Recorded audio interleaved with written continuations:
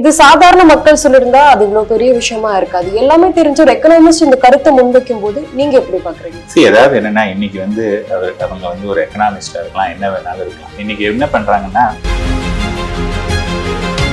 But mutual ஃபண்ட்கான awareness இன்னுமே வரல. நம்ம ஒரு 5000 ரூபாய் டிஸ்ட்ரிபியூட்டர் கிட்ட கொடுத்தோம் அப்படின்னா அவரு அந்த 5000 ரூபாய்க்கு யூனிட் வாங்குவாரா இல்ல ஒரு 4500 அப்படி வாங்குவாரா அப்படின்ற கொஸ்டின் நிறைய பேருக்கு இருக்கு. சோ உங்களோட கிளாரிபிகேஷன். Very good question. இப்ப வந்து என்னன்னா அவேர்னஸ் வரல அப்படிங்கிறதுக்கு மெயின் ரீசன் முன்னாடி வந்து ஒரு முந்தின ஜெனரேஷன்ல வந்து பார்த்தோம்னா அன்னைக்கு அவருமே இன்னொரு சேலஞ்சுமே டிஸ்ட்ரிபியூட்டர்ஸ்க்கு வந்து சொல்லியிருந்தாரு.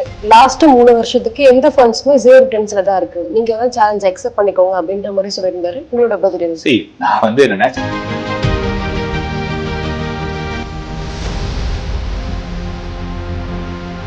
நிறைய ரிசர்ச் அனாலிசிஸ் இருப்பாங்க. இப்ப ஃபார் எக்ஸாம்பிள் ஃபார்மன் எடுத்துட்டீங்கன்னா அந்த research analysis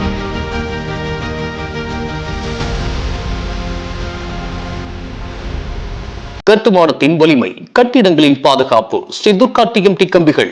DVR garden signature living T Nagar இப்போ திருவள்ளூருக்கு வந்தாச்சு. Near D Mart on new bypass road, Tiruvallur நகராட்சிக்குட்பட்டது. பிளாட் 20 லட்சம் முதல். கான்டாக்ட் 9955511814.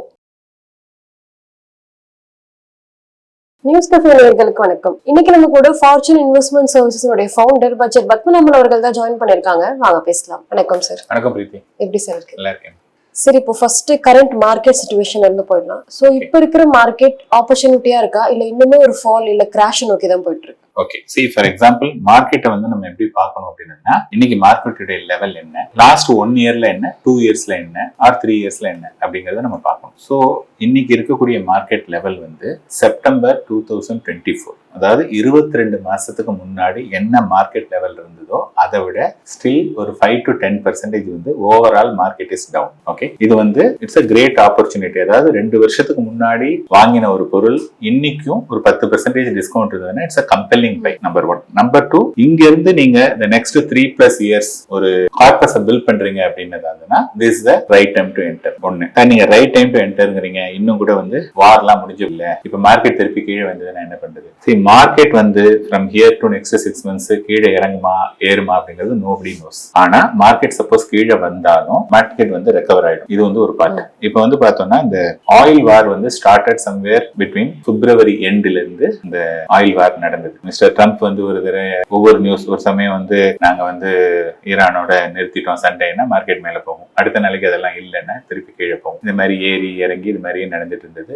இப்போ வந்து பார்த்தோம்னா இந்த பிப்ரவரியில இருந்து இன்னி வரையும் பாத்தீங்கன்னா மார்க்கெட் வந்து நல்ல ரிட்டர்ன் கொடுத்திருக்கு. கிட்டத்தட்ட 10-15% மேல ரிட்டர்ன் கொடுத்திருக்கு அந்த பிப்ரவரில இருந்தே. ஸோ மார்க்கெட் வந்து பாத்தீங்க அப்படின்னு சொன்னதுன்னா ஷார்ட் டேர்ம்ல இந்த வாலட்டிலிட்டி எல்லாம் இருக்கும். இந்த நெக்ஸ்ட் 3+ years அப்படின்னு சொன்னதுன்னா இது வந்து it's a good time to enter. உங்களுக்கு 3 வருஷத்துக்கு மேல இருக்கு. இப்போ மார்க்கெட்ல டிஐ இன்ஃப்ளோஸ் தான் அதிகமா இருக்கு. என்னதான் எஃப்ஐஎஸ் வித்துட்டு போனாலும் சில இப்போ ரீசெண்டா வந்து எஃப்ஐஎஸ் நிறைய இப்போ ஸ்டாக்ஸ் வந்து வாங்கிருக்காங்க. இப்போ டிஐ இன்ஃப்ளோஸ் அதிகமாக்குறதுக்கு காரணம் என்ன? அவேர்னஸா இல்ல ரிட்டர்ன்ஸ் நோக்கி போறது? ஓகே, இப்போ வந்து பாத்தீங்கன்னா டிஐ வந்து பாத்தீங்கன்னா இன்னைக்கு வந்து மியூச்சுவல் ஃபண்ட்ல எஸ்ஐபி அப்படிங்கிறது மட்டும் இன்னைக்கு 32,000 கோடி.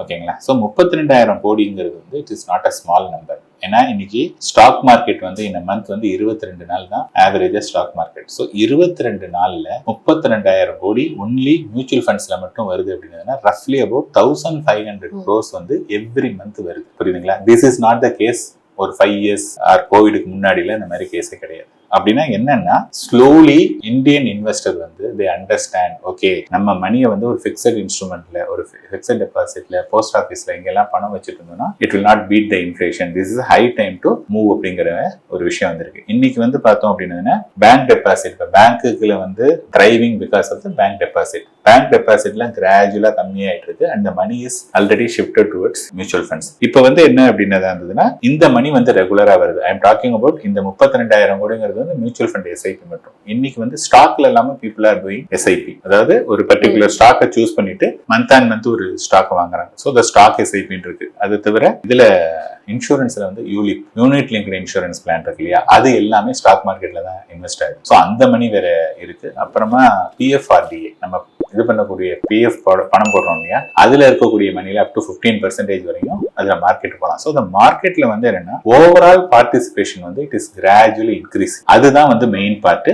அண்ட் அகைன் இப்ப வந்து பார்த்தோம்னா ஃபாரினர்ஸ் வந்து எஃப்ஐ வெளியில போயிட்டே இருக்காங்க. பட் எவ்வளவு நாள் வெளியில போவாங்க? அவங்களுக்கு வந்து எப்போதுமே ஃபாரினர்ஸ்க்கு வந்து எமர்ஜிங் மார்க்கெட் தான் வந்து ரொம்ப ஃபேவரபிளா இருக்கும். ஸோ லாஸ்ட் 2-3 இயர்ஸாவே நிறைய வெளியில போயிட்டு இருக்காங்க. It's only question of time. அவங்க வந்து திரும்பி வந்துட்டாங்க. இந்த வார் இதெல்லாம் ஓரளவுக்கு it cannot be forever. அதெல்லாம் கொஞ்சம் ஒரு இந்த இயர் எண்டோட ஓரளவுக்கு முடிவுக்கு வரும்னு நம்ம எதிர்பார்க்கிறோம். அதுக்குள்ள வந்துருச்சு அப்படின்னு சொன்னதாங்கன்னா எஃப்ஐ வேற வரும்போது மார்க்கெட் வந்து இன்னும் பயங்கரமா ரேலியா இருக்கிறதுக்கான வாய்ப்புகள் நிறையவே இருக்கு. இப்ப என்னதான் டிஐ இன்ஃப்ளோஸ் அதிகமா இருந்தாலும் நிறைய பெர்சன்டேஜ் மக்கள் வந்து இன்னும் மியூச்சுவல் ஃபண்ட் மேல உங்களுக்கு நம்பிக்கை வந்து வரல. மியூச்சுவல் ஃபண்ட்ஸ்ல பணம் போட்டா எப்படி சேஃபா இருக்கும்? இப்ப பேங்க்ல போய் பணம் போட்டா ஆர்பிஐ கவர்ன் பண்ணுவாங்க, ஆர்பிஐ பாத்துக்கிறாங்க. சோ சேம் மியூச்சுவல் ஃபண்ட்லயுமே செபி இருக்காங்க. பட் மியூச்சுவல் ஃபண்ட்கான அவேர்னஸ் இன்னுமே வரல. நம்ம ஒரு 5000 ரூபாய் டிஸ்ட்ரிபியூட்டர் கிட்ட கொடுத்தோம் அப்படின்னா அவரு அந்த 5000 ரூபாய்க்கு யூனிட் வாங்குவாரா இல்ல ஒரு 4500 அப்படி வாங்குவாரா அப்படின்ற கொஸ்டின் நிறைய பேர் கிட்ட இருக்கு. சோ உங்களோட கிளாரிபிகேஷன்.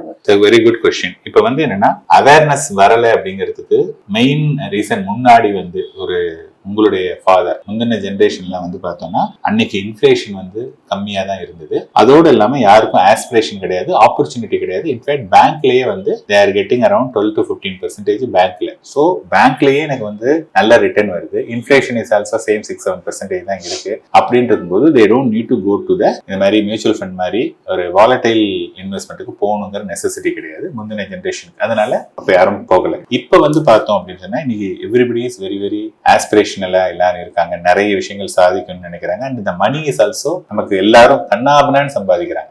பீப்புள் ஆர் நீங்க சொன்னீங்க எங்க சார் எங்களுக்கு எல்லாம் பணம் இல்லைன்னா ஓகே ஒரு செட். பட் இன்னொரு சைடு வந்து பாத்தீங்கன்னா people are making money like anything. அதனாலதான் வந்து நீங்க எனி ஹோட்டல் கூட்டமா இருக்கு, நகை கடை கூட்டமா இருக்கு. ஏதாவது ஒரு இடம் வந்து இன்னைக்கு இந்த இடத்துல பில்டிங் கட்டுறாங்கன்னா இந்த 4000-5000 ரூபாய் per ஸ்கொயர் ஃபீட் வந்து விற்கிறத விட 25,000 30,000 40,000 உள்ளதான் உடனே வித்து போகுதுங்கிறாங்க. ஸோ மணி வந்து நிறைய இடத்துல இருக்கு. ஓகே, ஸோ இப்போ வந்து என்னன்னா நீங்க சொன்ன மாதிரி பேங்க்குக்கு வந்து ஆர்பிஐ இருக்கு, மியூச்சுவல் ஃபண்டுக்கு வந்து கண்ட்ரோல் பண்றதுக்கு செபி. மியூச்சுவல் ஃபண்ட் மட்டும் இல்ல, டைரக்ட் ஈக்விட்டி கேபிட்டல் மார்க்கெட்டுடைய கண்ட்ரோலர் வந்து SEBI, security exchange board of India. Okay, so இப்போ மியூச்சுவல் ஃபண்ட்ஸ்ல பொறுத்தவரையும் first of all mutual fund எப்படி ஒர்க் ஆகுது அப்படின்னா நீங்க வந்து ஒரு அமௌண்ட் போடுறீங்க. லெட்ஸ் சே நீங்க 5,000 rupees போடுறீங்கன்னு வச்சுக்கோங்க. அந்த 5,000 rupeesல வந்து உங்களுக்கு ஒரு போர்ட்ஃபோலியோ கிரியேட் பண்றாங்க. அந்த போர்ட்ஃபோலியோல வந்து ஒரு 50 ல இருந்து 100 ஸ்டாக்ஸ் வரையும் இருக்கு. ஓகே, உங்களுடைய 5,000 rupeesல அந்த 5,000 ரூபாய்க்கு ஒரு 50 ஸ்டாக் வாங்குறோம். ஒரு ஸ்டாக்ல வந்து 0.001% இருக்கும், இன்னொரு 0.2% இருக்கும். இந்த மாதிரி கலெக்ஷன் ஆஃப் அதர்வைஸ் நீங்களா 5,000 rupees இன்வெஸ்ட் பண்ணீங்கன்னா கேன் பை ஒரு ஸ்டாக், சில சமயம் ஒரு ஸ்டாக் கூட வாங்க முடியாது. ஸோ நம்ம என்ன பண்றோம்னா இந்த மணியை கொடுக்கறதுனால அந்த பூல்டு இன்வெஸ்ட்மெண்ட்ல நம்மளுடைய மணி இன்வெஸ்ட் ஆகுது. ஸோ இந்த இன்வெஸ்ட் பண்ணும்போது அவங்க என்ன சொல்றாங்கன்னா இப்போ ஒரு ஸ்டாக்கை வாங்கணும் விற்கணும் அப்படின்னு சொன்னதாங்கன்னா அதுக்கு வந்து நமக்கு ஒரு எக்ஸ்சேஞ்ச் வேணும். ஒரு பிஎஸ்சி என்எஸ்சி இந்த மாதிரி ஒரு எக்ஸ்சேஞ்ச் வேணும். அதை வந்து அந்த ஸ்டாக் எல்லாம் நம்ம ஹோல்டு பண்றதுக்கு வந்து டிபி டெபாசிட்டரி பார்ட்டிசிபென்ட் அப்படின்னு சொல்லி டிமேட் அக்கௌண்ட்லாம் இருக்கு இல்லையா, அது நம்ம வந்து வச்சுக்கணும். அதுக்கப்புறமா ஒரு ஸ்டாக்கை வாங்குறீங்க விற்கிறீங்க அப்படின்னு சொன்னா அதுக்கு வந்து ஸ்டாம்ப் டியூட்டின்னு ஒரு இது இருக்கு. அப்புறம் செக்யூரிட்டி டிரான்சாக்ஷன் சார்ஜ்ன்றது, புரியுதுங்களா? ஸோ இந்த மாதிரி நிறைய விஷயங்கள் இருக்கு. அதுக்கப்புறமா ஒரு மியூச்சுவல் ஃபண்ட்ல நம்ம பணத்தை கொடுத்தோம்னா அந்த ஃபண்டை மேனேஜ் பண்றதுக்கு ஒரு ஃபண்ட் மேனேஜர் இருக்காங்க. அது வந்து ஒரு கம்பெனி இருக்கு. அந்த கம்பெனில வந்து பார்த்தோம்னா நிறைய எம்ப்ளாயிஸ் இருக்காங்க. Most of the companies are in Mumbai.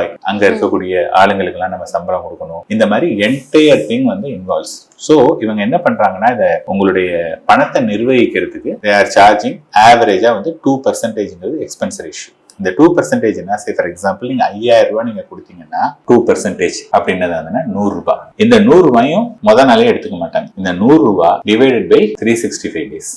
புரியுதுங்களா? அப்படி பாத்தீங்கன்னா ஒரு நாளைக்கு வந்து உங்களுக்கு ஒரு 30 பைசா தான் வரும். அதுதான் நீங்க வந்து உங்களுடைய இதை வந்து இது பண்ணிக்க போறீங்க. எத்தனை நாள் வச்சிருக்கீங்களோ அத்தனை நாளைக்கு தான். அதனால அண்ட் அந்த எண்ட் ஆஃப் தி டே இந்த என்ஏவின்னு சொல்றாங்க இல்லையா, அந்த என்ஏவி வந்து it is net off all the charges.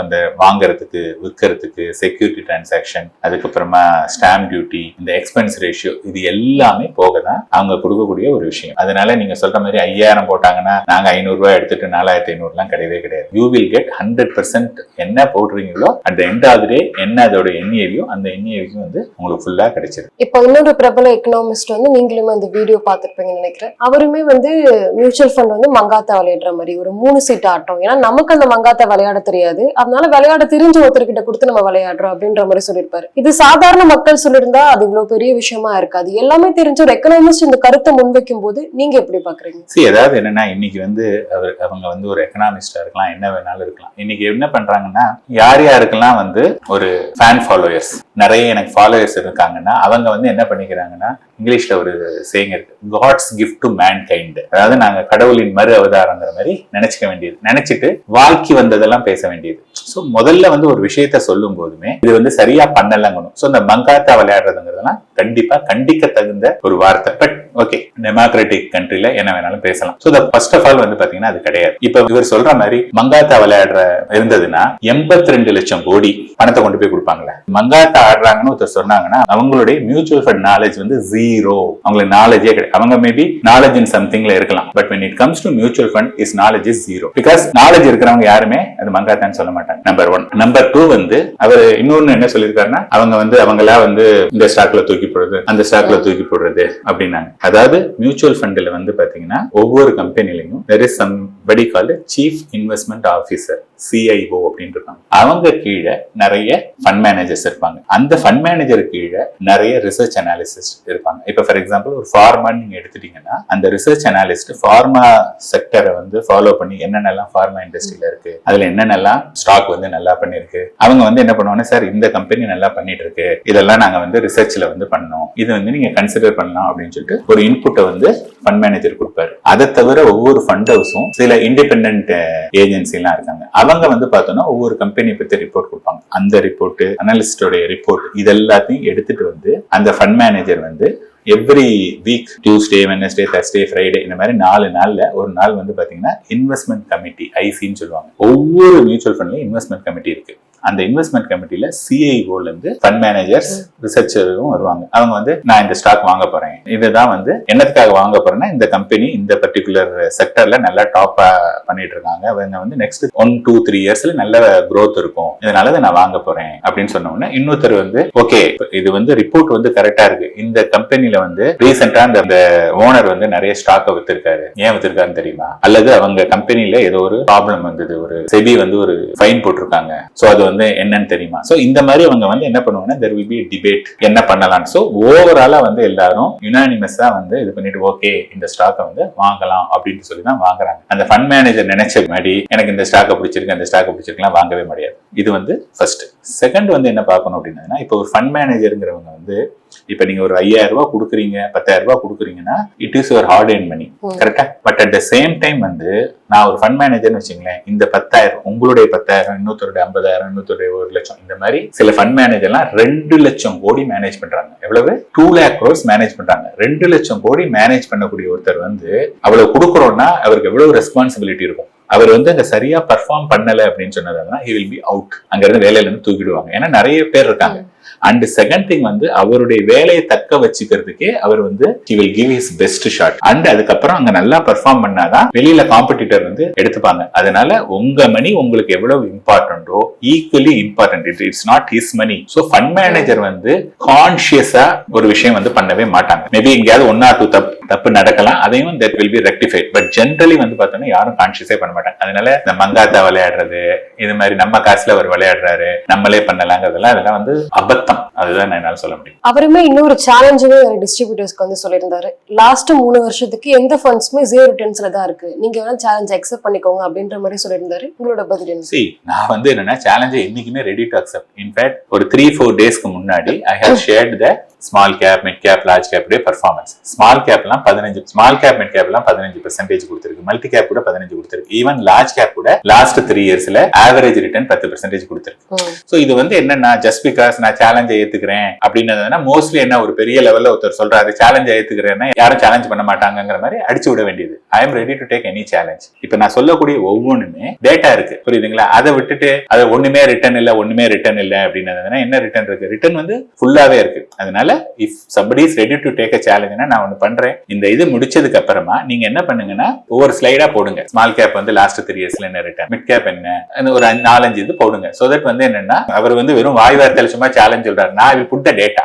இந்த டேட்டாவை நீங்க எங்க வேணாலும் செக் பண்ணிக்கலாம். எனக்கு வந்து எந்த விதமான பயமும் கிடையாது. Because I am talking on behalf of data. So டேட்டாவை நான் போடுறேன், டேட்டாவை பாருங்க என்ன ரிட்டர்ன் வந்திருக்கு என்னன்னு பார்த்துட்டு நீங்க டிசைட் பண்ணிக்க. இப்போ இவ்வளவு நேரம் வந்து மியூச்சுவல் ஃபண்ட் அவேர்னஸ் இதை பத்தி நான் பேசிட்டு இருந்தோம். சோ இப்போ வந்து நீங்களும் ரொம்ப நாளா வந்து இந்த வேலை பாக்குறவங்களுக்கு இந்த இவ்வளவு அமௌண்ட் போட்டா நம்ம க்ரோர்ஸ் கணக்குல சேர்க்கலாம் அப்படின்ற மாதிரி சொல்லுவீங்க. இப்போ ஃபர்ஸ்ட் ஃப்ரீலான்ஸ்ல இருந்து போயிடலாம். சோ ஃப்ரீலான்ஸ்க்கு வந்து ரெகுலரா ஒரு அமௌண்ட் வரும்ன்றது சொல்ல முடியாது. சோ மந்த்லி உங்களால ஒரு 3000 இல்ல 5000 எடுத்து வைக்க முடியும் அப்படின்னா ஒரு 20 இயர்ஸ்ல உங்களுக்கு எவ்வளவு கார்பஸ் கிடைக்கிறதுக்கு சான்ஸ்?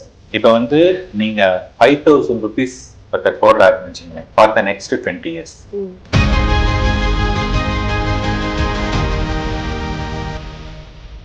இந்த வீடியோ உங்களுக்கு பிடிச்சிருந்தா லைக் பண்ணுங்க, ஷேர் பண்ணுங்க, கமெண்ட் பண்ணுங்க, மறக்காம பெல் பட்டனை கிளிக் பண்ணிட்டு சப்ஸ்கிரைப் பண்ணிடுங்க.